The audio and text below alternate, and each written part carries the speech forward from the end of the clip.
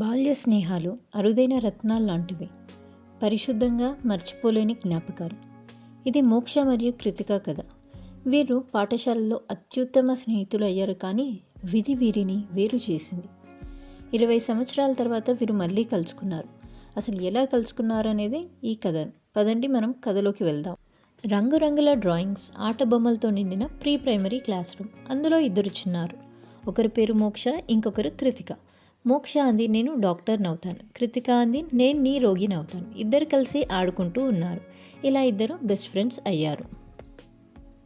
మోక్ష వాళ్ళ నాన్నకి వేరే ఊరికి బదిలీ అవుతుంది. అందుకని వాళ్ళ ఇంటి వద్ద ప్యాకింగ్ జరుగుతూ ఉంటుంది. కృతిక అంటుంది, నువ్వు నిజంగానే వెళ్తున్నావా? మోక్ష అంటుంది, మా ఫ్యామిలీ కొత్త నగరానికి వెళ్తుంది, కానీ నేను ఎప్పటికీ మర్చిపోలేను. కృతిక ఒక చిన్న బహుమతిని అందరు చేస్తుంది.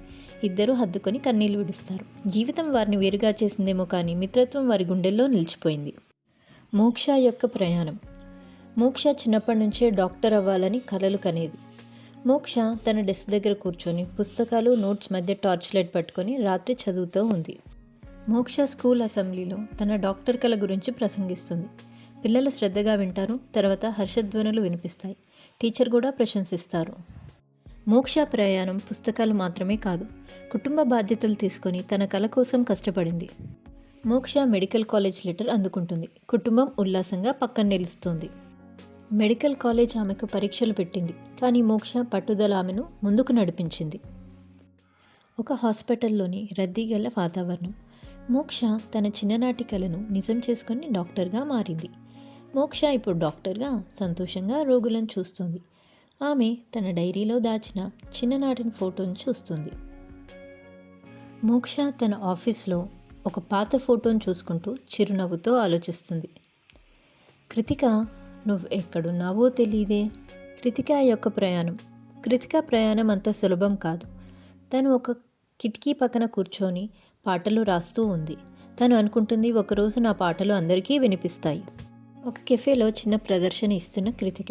తన పాటను కొద్దిమంది మాత్రమే వింటున్నారు. రాజీ పడకుండా కృతిక తన కళ కోసం నిరంతరం కృషి చేస్తుంది. ఓ చారిటీ ఈవెంట్లో ప్రదర్శన ఇచ్చిన కృతికకు ఒక మ్యూజిక్ ప్రొడ్యూసర్ అవకాశం ఇస్తాడు. కృతిక సంగీతంతో తన కళను నిజం చేసుకుంటుంది. ఒక చిన్న మ్యూజిక్ స్టూడియో. కృతిక పాట రాస్తూ తన గాత్రంతో పాడుతుంది. ఈ పాట నీకోసమే మోక్ష. ఆమె మోక్ష స్మైల్ అనే టైటిల్ రాస్తుంది. The auditorium. మోక్ష చారిటీ కార్యక్రమానికి హాజరవుతుంది. కృతిక స్టేజ్ మీద తన గిటార్తో పాట పాడుతుంది.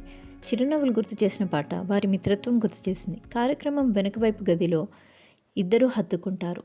నవ్వుతూ కన్నీళ్లు పెట్టుకుంటారు. ఇరువురు మళ్ళీ కలుసుకున్నారు. వారి మిత్రత్వం మరింత బలపడింది. ఒక కేఫ్లో ఇద్దరు కాఫీ తాగుతూ నవ్వుకుంటూ మాట్లాడుకుంటున్నారు. నవ్వులతో మునుపటి జ్ఞాపకాలను పంచుకున్నారు. చారిటీ కచేరీ స్టేజ్. కృతిక మోక్ష నుండి స్ఫూర్తి పొందిన కొత్త పాటను పాడుతుంది. జీవిత ప్రయాణాలు వేరైనా వారి అనుబంధం వారిని మళ్ళీ కలిపింది. సాయంత్రం ఒక కేఫ్లో ఇద్దరు మాట్లాడుతూ నవ్వుకుంటూ ఉంటారు. నిజమైన మిత్రత్వం ఎప్పటికీ విడిపోదు. ఇది మోక్ష మరియు కృతిక కథ.